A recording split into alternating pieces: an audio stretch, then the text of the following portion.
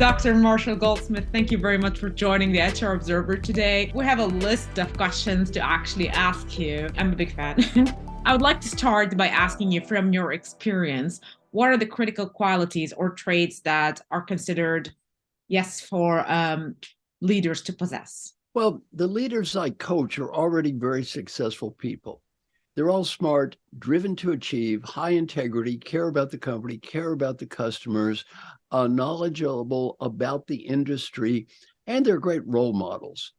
They have the courage to look in the mirror. They have the humility to admit they can improve and the discipline to do the hard work required to get better. Do you have a story, perhaps, of a certain leader that you have coached and have seen their transformation from being great to even greater? Yes, one of the leaders, and by the way, I can't publicly talk about his name because he wrote a book about it. His name is Hubert Joly. Hubert was the CEO of Best Buy, did an incredible turnaround in the United States. The stock went, the company was supposed to go bankrupt. And he came in, was given very little chance to succeed at all, quadrupled the value of the company, was a huge success, changed the corporate culture. And he wrote about getting coached in his book. And he would say it really was a transformation. He was a good guy to start with. He's an ex-McKinsey guy, brilliant guy, highly analytical guy, but not so great with people. He said in my book, what got you here won't get you there. Of the 21 bad habits, he said he had 13. I'm not sure he was actually that bad, but that's what he said anyway. And he really took feedback to heart, took it seriously, got better, followed up. And again, he wrote a book about it called The Heart of Business, which was a Wall Street Journal bestseller. So he would be a great case study. And the thing about him is he would tell you he got better. And he was a role model. He stood up in front of everybody and said, I have a coach, I got feedback, here's what I'm trying to improve. Please help me, as opposed to, aren't I God? Please help me get better. We spoke about this before we start recording, and your book is doing great till today. Why do you think what got you here won't get you there is still being sold around the world today and it's still doing so well? I think the book struck a chord because Peter Drucker taught me a lesson years ago. I got ranked #1 leadership thinker in the world. My intellect compared to him was that of a 10-year-old. He was so smart. He taught me a great lesson. He said, we spend a lot of time teaching leaders what to do. We don't spend a lot of time teaching leaders what to stop. Well, what that book talks about is what not to do. Also, we talk about all the blessings that come with success. We don't talk about the problems that come with success. So the book is very unique. It talks about the challenges that come with success. #1, that's very unique. And #2, it talks about what to quit doing, not just what to do. So I think the book is very unique. Also, I wrote the book with my friend Mark Ryder, who we discussed. He's just a brilliant writer. And I can say this without bragging. He and I are partners, and I have all the ideas, and he does the writing. The book is phenomenally well written. He's a good writer. I mean, the book is really well written and it's quite easy to understand and to try to process. But I had to read it a couple of times, and I still try to read it. But in the book, you speak about a lot about taking responsibility and motivating other people. Right. What do you think today is the challenge to actually?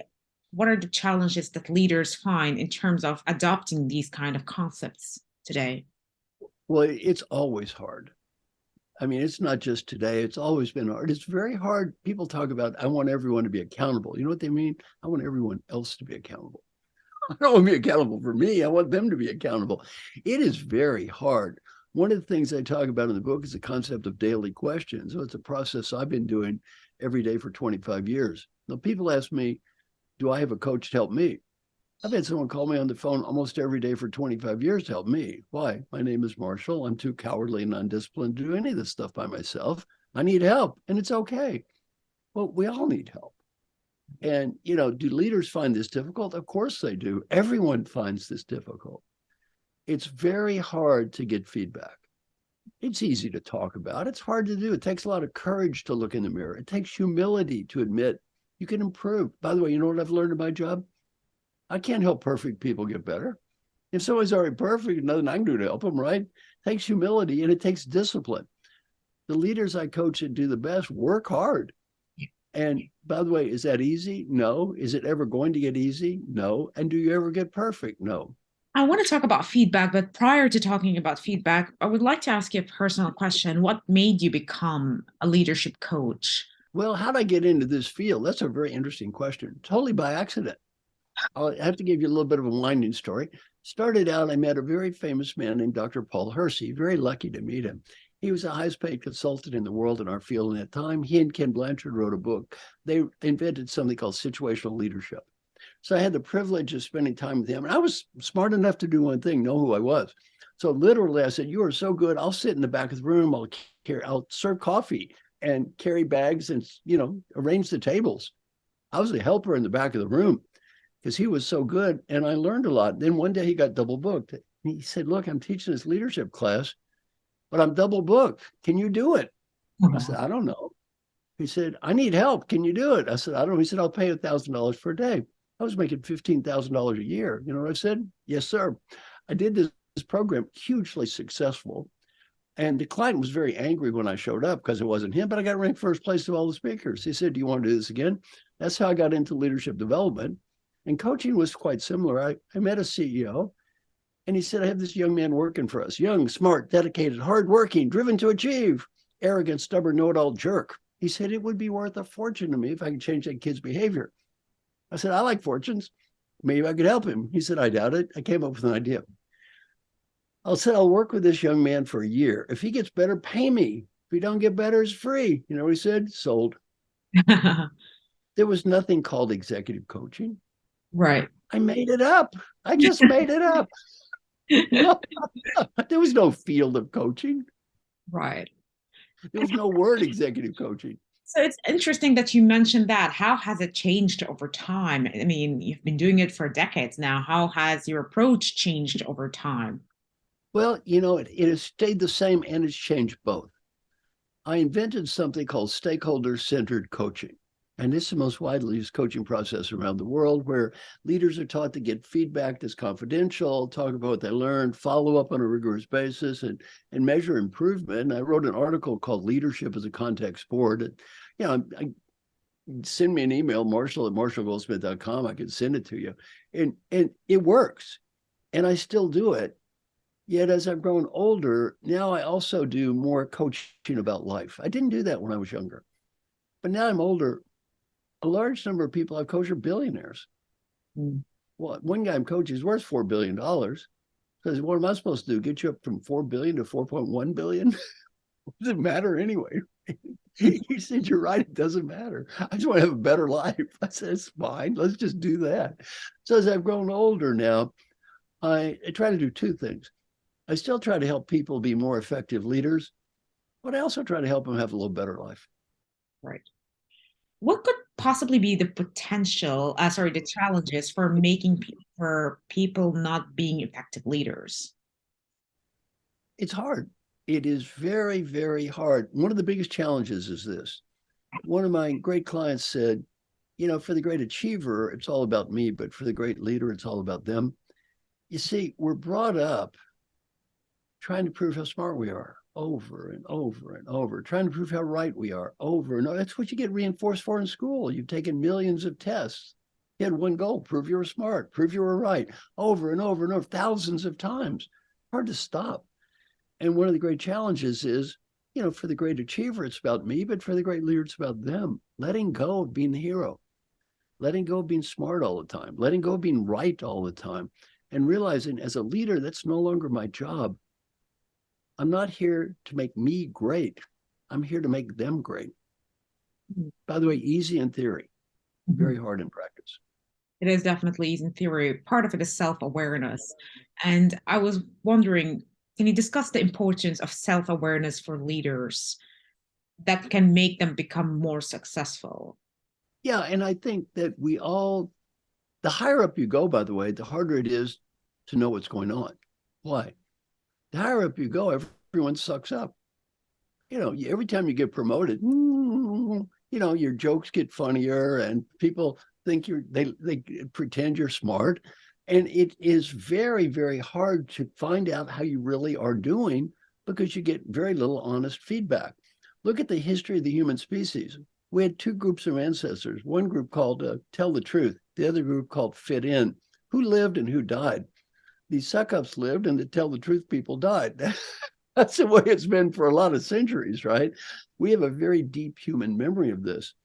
Well, it's very hard as you move up that ladder to hear the truth. And the higher up you go, the harder it is. One of my, I do programs at my house with retiring CEOs, which things are hilarious. They run the gamut from hilarious to tragic, right? One of the guys was Mike Duke. Now, Mike was the CEO of Walmart. Walmart's one of the biggest companies in the world. So Mike said, I retired. And I had this little joke I told when I was the CEO of Walmart. It was a clean joke. It didn't offend anybody. People love my joke. He said, I always tell me a little joke. They're always laughing. Then I said, I retired. And I'm in this group. I told my little joke. No one laughed. Yeah. And he said, well, grumpy. Another group, tell a joke.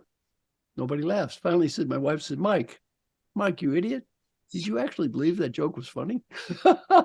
It's very sad, by the way. He said, when I was the CEO of Walmart, that joke was hilarious. So sad. It is quite sad. That's the real world.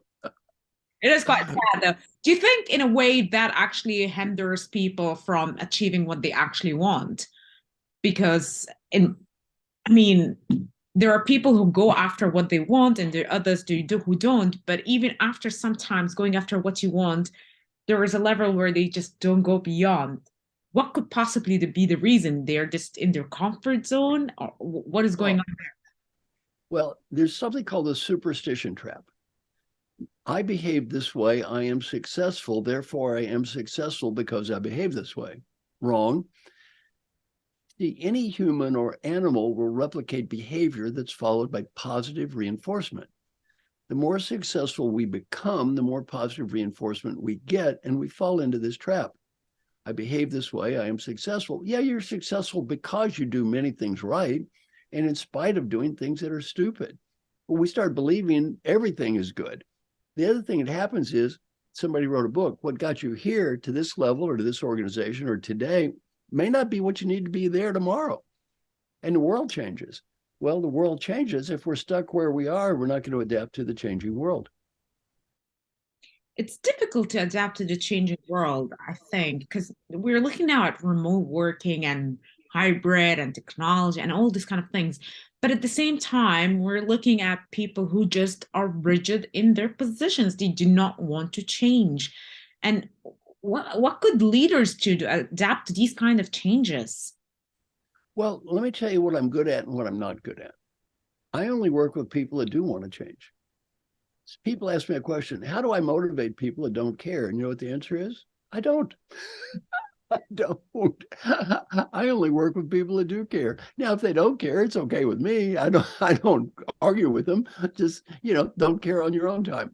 So I'm really not an expert at working with people that do not care or how to motivate people that do not care. My whole life is spent working with great people who do care. I'm sure if they come to you, they want to change. But do you find that there is any rigidity in their attitude? Like they say, we want to change, we really want to achieve, we want to motivate our workers, etc., our employees, etc. But somehow they're still not following through what they're trying to do? Well, they have to. Everyone I coach gets confidential feedback. They have to talk to people what they learn. They have to follow up on a regular basis, apologize for the mistakes, and do all that work. Now, option A, do that. Or option B, I just refuse to work with you. Oh, that's amazing. Boundaries. Pretty simple. And, I don't have to work. And if you don't want to do it, it's perfectly okay with me. Don't, right? Just don't waste my time. So I have found that the people that actually do the work, go through the process, it's like go on a diet and work out every day. Okay, you get in shape. Arnold Schwarzenegger got a great quote. Nobody got muscles watching me lift the weights. Right. Well, they have to lift the weights. When I coach people, they don't get better because of me. They get better because of them. Right. Let me tell you a story. The client I coach that improved the most is the client I spent the least amount of time with. The client I coach I spent the most amount of time with didn't improve at all. Now, this is very embarrassing, very humbling. I did a chart. On one dimension called time spent with executive coach Marshall Goldsmith. The other dimension is called improvement. There was a negative relationship between spending time with me and improving. Well, I thought that's troubling. So I go talk to my client who improved the most. His name is Alan Mullally. Alan was CEO of the year in the United States. He was CEO of Ford. The stock went from $1.01 to $18.40 while he was the CEO. 1,837% increase in stock value. And he was 97% approval rating from every employee in a union company. Amazing, unbelievable guy, right? Great leader. So I said, Alan, with all the people I've coached, you improved the most. But I spent the least amount of time coaching you. I showed Alan my chart. I said, Alan, the way this chart looks, had you never met me, you'd been even better. So I said, what should I learn about coaching from you? He taught me a great lesson. He said, look, let me tell you something, Marshall. Your biggest challenge as a coach is called customer selection. Mm-hmm. If you work with the right customers, your coaching process will always work. If you work with the wrong customers, your coaching process will never work. Right. I said, don't make coaching about yourself and your ego and how smart you think you are. Make it about the great people you work with and how proud you are of them. Then he said, as the CEO of Ford, my job wasn't that different. I don't design cars or build cars or sell cars. I have to have great people. He said, every day I drove to work, I tell myself, leadership's not about me, it's about them. Right. Well, to me, that's the essence of all this stuff. It's hard to make that transition between it's all about me and it's all about them. So you have developed the concept of feed forward as an alternative to traditional feedback. And can you tell us a little bit more about this concept and what is the advantages for leaders and their teams to use it? Well, feed forward is a great concept. In feed forward, you learn to ask for input, listen, don't ask for ideas for the past. Don't ask for input about the past, ask for ideas for the future. Listen, and never promise to change everything. Leadership's not a popularity contest. You just promise to follow up and do what you can. Well, people love feed forward. I use this in classes. I use this in coaching. I did it with 50,000 people in Russia in a football stadium. Only 20% spoke English. They all loved it. Why? It's positive. It's focused on a future you can change, not a past you can't change. It's fast and it works.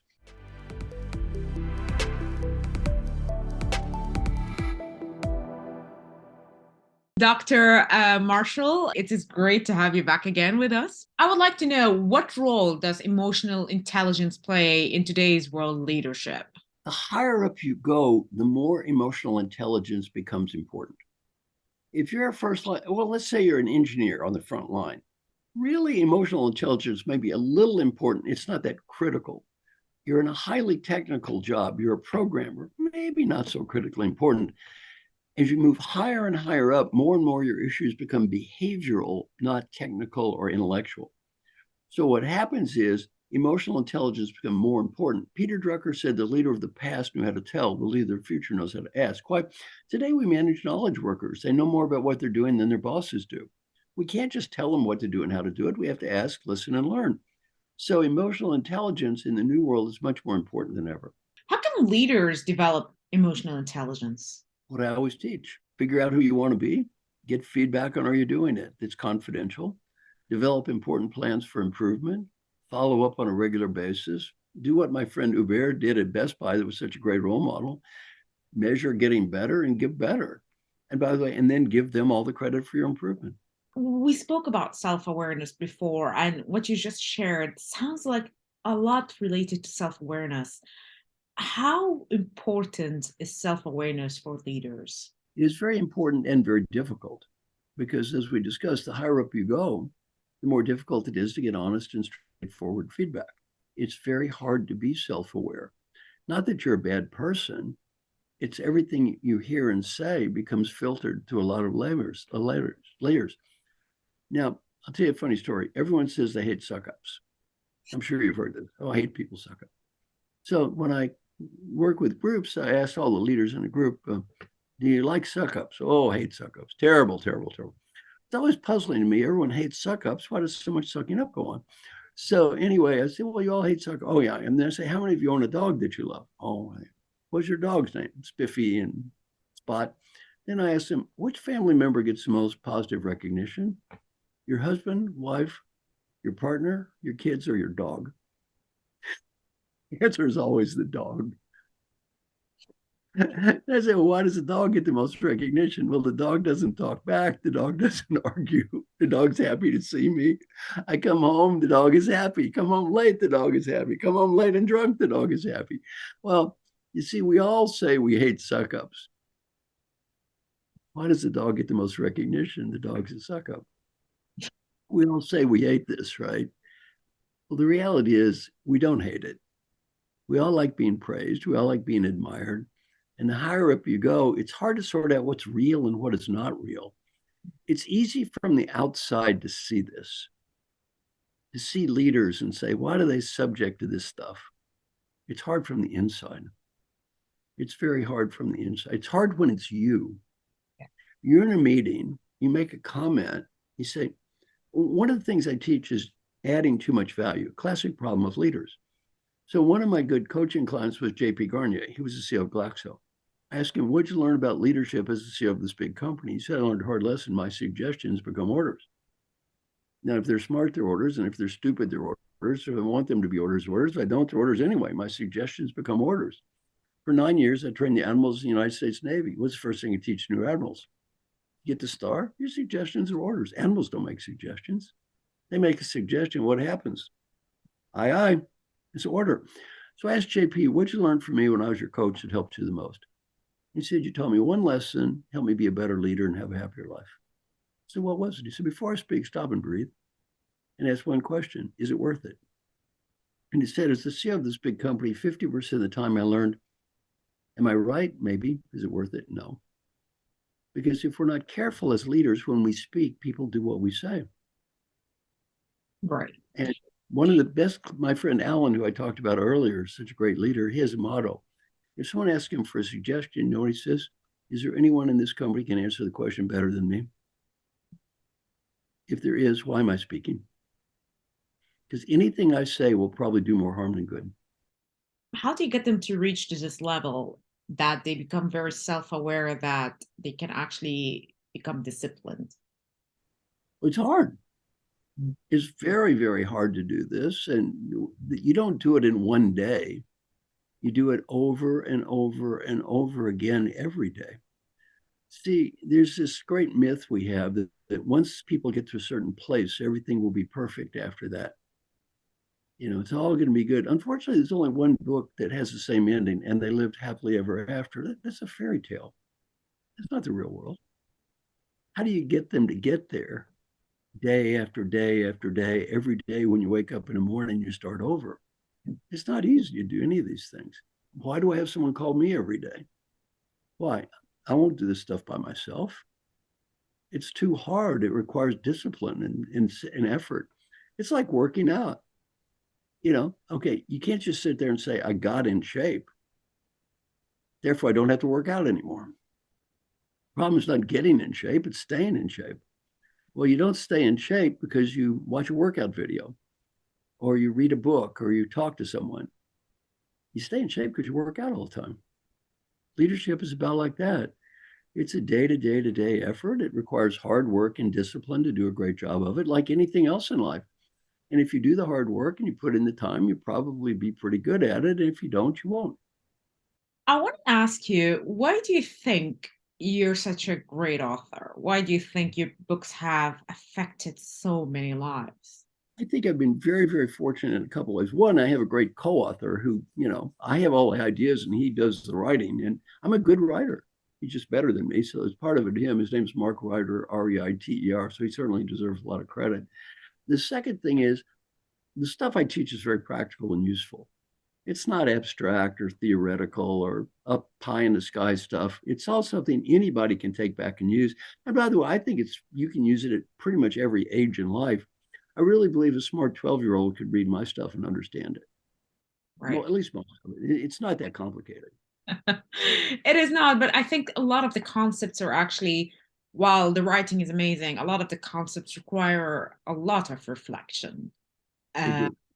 I mean, just the idea to become very humble, to understand that you have to give voices to the people who work with you is quite deep. But the writing is amazing, and the messages, um, are sent very easily to us. Dr. Marshall, to wrap up, Now, one thing Yeah. They're easy to understand and hard to do. Yeah, exactly. It's easy to understand and hard to do. I totally agree with you. It requires a lot of discipline, which brings me to my final question is, what advice do you have for leaders who want to make a positive impact and leave a lasting legacy? Well, I'm going to give them two bits of advice. One is get in the habit of getting confidential feedback and find out what people really think of you. And the reason I like confidential feedback is going to be much more honest than face-to-face feedback. So get in the habit of getting confidential feedback. Two, learn to admit you make mistakes, like we all do as human beings. Learn to apologize. Learn to talk to people about what you've learned and follow up and actually measure, do you get better? That's one bit of advice. The second bit of advice is more on a human note. Make a list of everything that's important in your life. And every day, look at that list and you evaluate yourself on a little questionnaire. How'd I do? And at the end of the week, you'll get a report card, put it on a spreadsheet. I've been doing this for 25 years. When you do this every day, you quickly learn life is real easy to talk and hard to live. It's real easy to talk. And the challenge of life is not understanding what to do. It's not understanding the practice of leadership. It's practicing the understanding of leadership. So I think the message I would give to people is, look, you're not going to get this from a course or reading a book. You have to look at the stuff you learn in the course, look at the stuff you learn in the book, and then apply it day after day after day after day in your life. Dr. Marshall, thank you very much for talking to me today. I loved speaking with you. Thank you so much. It was so much fun.